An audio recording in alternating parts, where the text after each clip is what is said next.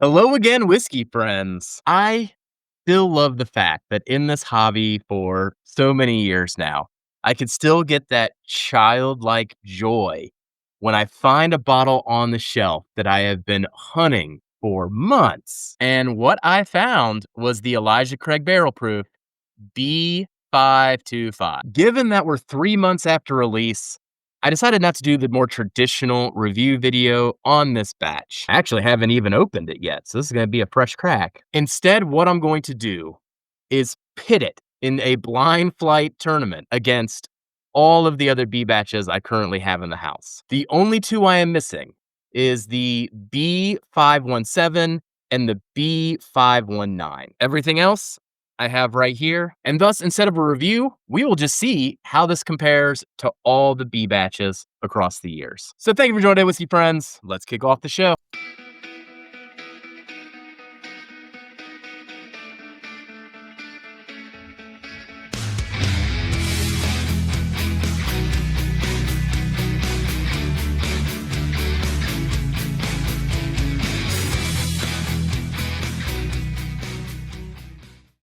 All right.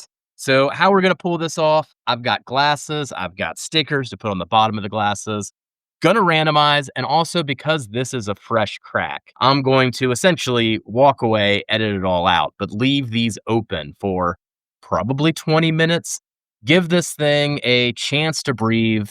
So hopefully that part of it is a fair comparison. But the fact that I have no idea what this tastes like makes me curious when it's going to get eliminated in this thing. Now, this latest batch is 126.2 proof and 11 years, 6 months. Managed to find this at the Party Source in Northern Kentucky. They had a display out of ECBP barrel strength. All of them, I mean, they had 50 bottles on there. All of them were A125. And I went through the first couple rows and I was like, darn it, they still just have the A batch and they're trying to get rid of it. They're not going to bring in the B batch until they get through the A batch. That's the problem I've been having locally. But then, boom, one bottle out of those 50. I mean, I'm sitting there looking at every single label. One bottle was the B525. As I said, they made me work for it, and I got super excited. All right, let's crack this open. There's no going back now. All right. Plastic is off. All right, so pouring this into our first glass, putting the sticker on the bottom, and then I'm only going to do maybe just an ounce, but definitely have no intentions of drinking all these because there's going to be 7 samples on the table. Man, the hardest part about this was finding 7 Glens that were identical. That way I could blind through it. I don't have a lot of blank Glens anymore. They've just broken over time, and I've just replaced them all with other channels, Glens with the logos on them. I don't have the B519. I was really disappointed. I must have killed that one when we did all the reviews last year. And then I never owned a bottle of the B517. So what I'm going to do is I'm going to start rotating all of these glasses here, mixing them up, getting this blind going. This is a whole lot of glasses, though. It's definitely the biggest thing I've ever attempted in terms of doing a blind like this. I know Jason over there at the Mash and Drum will do these type of things on his live show, and he's got so many glasses all in front of him, and it's just like overwhelming. It's like he'll do a blind and have like 12 ounces of whiskey in front of him. I know he doesn't drink all that. Jeez, that's a lot of glasses. All right, mixing up, mixing up, mixing up. These are pretty darn mixed already. All right, so I got my flight here. Now I am going to take a little break. Also helps me just disassociate from the color, order, any of that type of thing. But I'm also going to give the 525 the best chance I can by letting it open up for 20 minutes. So in your world, it's going to be a few seconds. In my world, I get a little bit of a break. So while I'm gone, check out this clip. We don't just review whiskeys here at Hello Again Whiskey Friends. We also collaborate with our friends all around the country to find the best barrels we can for this community. If you're curious what we're coming up with next, be sure to join our Patreon or our private Facebook group. Links in the description. Welcome back, everybody. Now, it's probably been a little over a year since we painstakingly reviewed every batch of Elijah Craig Barrel Proof. It'll be interesting to see after this is all said and done if it plays out in the same order as all of those scores on the various B batches. I think the odds-on favorites are probably the 18 batch and the 20 batch. But that's why we do the blind. Let's get a definitive answer. So as we go through these, given that there are so many glasses, what I'm going to do is go through a round of tasting. If I think of anything that makes something distinct, I'll talk about it. But after each round, I'm going to do this survivor style and vote one of them off the island. That way, the flight shrinks and shrinks and shrinks. And then once we're left with 3, get to do a little good comparison there, rank them, and boom, we have our official rank. So to help you follow along, I'll put a little graphic in the corner here. That way you know if I'm on glass A, glass B, glass C, etc. So let's get into glass A. Cheers, everybody. See you on the other side. This is going to be good. A, little soft on the nose, but the flavors are exactly what I expected. I got a whole lot of vanilla, little bit of creamy peanut butter, some raspberry cream, and then that oak came through. As far as the first sip, though, this one didn't blow me away. We'll see if that's a me thing or if it's going to escalate as I go through the flight. On to B. This one has more going on the nose, even getting a little bit of this like older oak, getting into a dusty rickhouse funk. On the taste, it was a darker profile as well. Got into chocolates and even darker berries, even getting to like chocolate covered acai berries type of a vibe. So darker, but also fruitier on B. C's got the best nose yet. Oak is really popping and there's some cherry. So I'm getting a different flavor range with all the fruits on this so far. C really shines on the palate. Really enjoying that cherry blast on this one. Now into number D. D on the nose, more similar to lines of A and B. Fruits are more in the raspberry range, raspberry cream. The oak is not as pronounced too on some of these other glasses. Creamy mouthfeel definitely leans into that raspberry cream. Whole lot of peanut butter working its way through the palate. Not a lot of standout oak, though. At least not as much. Maybe on the tail end of the finish on that one. All right. Glassy. E's nose is a little brighter. I almost get like a porcelain doll, even kind of a note to it in terms of just the smell. The brightest fruits so far, too, on the nose, even going towards an apple kind of range. And this one's even got like a buttery pie crust, flaky pie crust aspect to it, too. All right. Number F. Man, we're getting deep into this, and I don't quite have my thoughts in an order yet either, as far as what's sticking out as a favorite. I'm definitely going to have to give a fair shake and go through it again. F may be my least favorite nose thus far. The oak is coming off almost like with a mustiness. On the taste, F is by far the sweetest one I've come across so far. Just very sugary sweet, almost like straight caramel sauce. And the fruits are turned down more than any of these other pours. It's even more drying on the finish too. A lot of peanut shells going on. Might have saved a good one for last. G's got probably the most balanced nose, where I am getting a whole combinations of brighter flavors, almost this effervescence combined with the oak. Milk chocolate in there. All right, let's go for a taste. Man, that one was a whole lot of Reese peanut butter cups, both the milk chocolate covered and the white chocolate covered. All the fruits show up on the finish, but they're a brighter range, getting into the apple like we saw on one of the earlier ones as well. Tell you what, off the first round, I don't have an immediate elimination. I am between 2, but I think glass A and glass F are the ones I'm probably going to debate for the first elimination. Other thing that strikes me off of this was the range of all those fruit flavors we've been talking about. Raspberry cream seemed to be the most similar across some of these. One of them had a cherry note. A couple others had like brighter apple notes. And then the level of oak between all these. I know we love to talk about age statements here. Sometimes the oak stood out, sometimes it didn't, but I wouldn't say that on that scale there was a big difference between these. All right, quick comparison. A and F for our first elimination. Yeah, A is going to be the first eliminated here.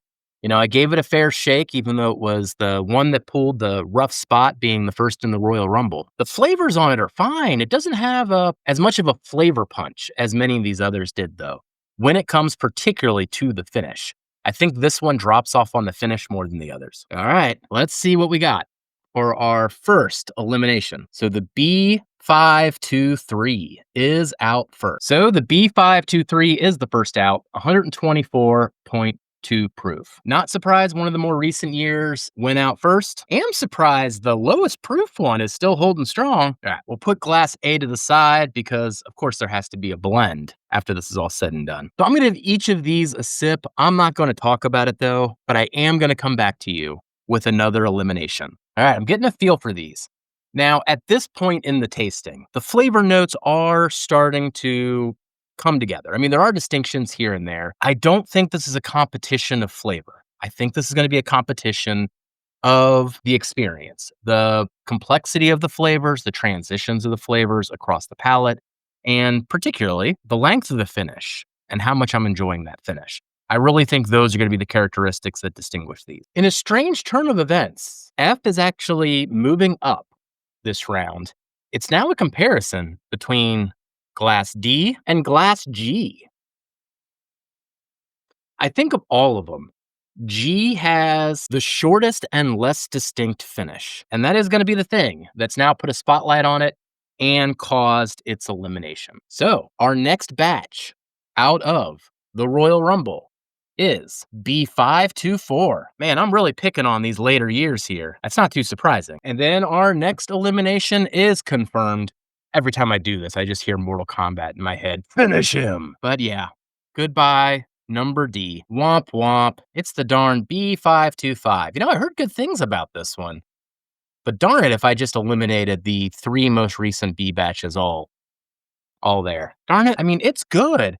I think the thing on this one that made it stick out more and more, either I'm just getting acclimated to the oak that's going on the table, but the oak isn't there, and the fruits on this one are brighter and apple leaning by comparison on everything else. It's good whiskey, don't get me wrong, and I think I like it better than I did the A batch, but the blind speaks. And if you are hunting for a B525, yes, it is better than the B batch from the last couple years, but it's still not living up to the ghost of what ECBP used to be. All right, we are down to a final 4. Not surprising at this point, we have actually eliminated all of the bottles that weren't the straight 12-year age stated. The other surprising thing about this is that the lower proof, 118 proof, 21 batch is still in this blind. So even though it was giving up a lot in this weight class, it's still competing. Number E and number F for this next elimination. So F was on the cusp of getting eliminated earlier. It held on. It's not going to hold on much longer. And indeed, it is time to get rid of our friend here. F's fruits, again, are more in that brighter range, just like we said with the B525. It is definitely more balanced, though, with a darker oak present. But the reason that it's getting eliminated at this stage really is a decreased amount of depth in those flavors and doesn't have as much of a flavor punch in a bunch of different parts of the experience. All right, let's see what this is. What? Wow. Really? Man, I just stomped on B518. It is interesting because there were moments I was getting like dusty vibes a little bit on this nose. But yeah, this one's just not there. Oh my gosh, the lower proof one's holding on. One thing that does stick out to me, especially when we talk about batches like the B518, now that it's so far in the past, I think we look at these with rose-colored glasses. But I remember at the time that these were coming out, the B batch was notoriously kind of the lesser one every single year, even back then. Yes, it exceeds what we get now, but back then, yeah, the B batch was usually the one that people ignored. Everyone loved the C batches. Hard to believe, too, that one was actually the highest proof of the flight. Huh. All right, everyone, we're down to a final 3. I'm going to take a little bit of a break. While I'm gone, check out this message from some of our good whiskey friends. You might hear about drifting drams from our barrel picks, but not only do they know whiskey, they know coffee even better. Katie and Ethan are always bringing in the best coffee they can for this community.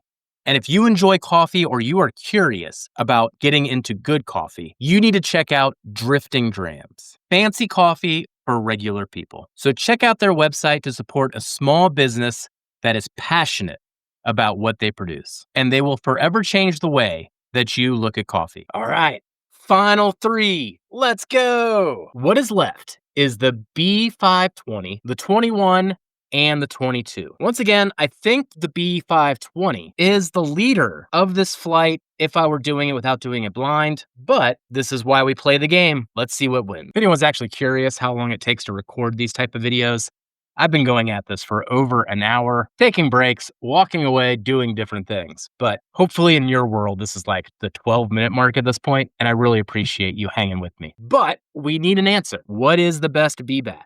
I actually think the next elimination in this is going to be number C. It's been really holding up all this time due to the immense fruits that are going on with the combination of even the raspberry and getting into that cherry. There's even like this whole medley here. It almost reminds me of like a nice fruit punch jello with the actual fruit chunks inside of it covered in whipped cream. And then you get this nice oak punch at the end too. The only reason that it's getting eliminated at this point is actually the finish on it just doesn't stick out as much as the other two. Really splitting hairs though on this. I thought the B520 would be a runaway favorite, but honestly, these last three, I'm fine with it. I'd be fine with any of them. But C has to go, and we are getting into the 22. All right, that makes sense. So this one was 121 proof. And then there were two. B has been solid throughout this entire thing. E, I've had a back and forth relationship. Now, I haven't pitted these two against each other side by side to the degree that I'm about to do now, but we got to crown a winner. Let's see what is going to be runner up first. Going back and forth between the two, E's nose does win, and that might be a factor in this. What elevates E is more oak, but also more distinct fruits. I'm all about the fruits today. All right, final taste of each one. Here we go. Man, I'm in a bind on this one. I think E is going to win because of its overall depth. It's got sweet, it's got fruits, it's got oak. It's really hitting everything, and it's consistent from front of the palate to the finish. E is the one with this like cherry note, which has actually made it stand out on this entire flight, but it doesn't have the same range nor consistent volume of flavors each step of the way. And I don't think just an individual flavor note can win this type of blind flight. So I'm actually kind of torn on this, but I am going to eliminate B.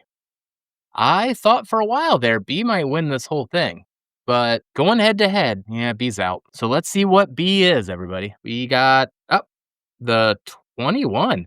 Man, tell you what though, man, that's a little train that could on that 21. I mean, the 21 is 118.2 proof. Proof was not the factor in today's experience whatsoever. On its own, too, I bet this B batch is one of the lowest scoring in the spreadsheet.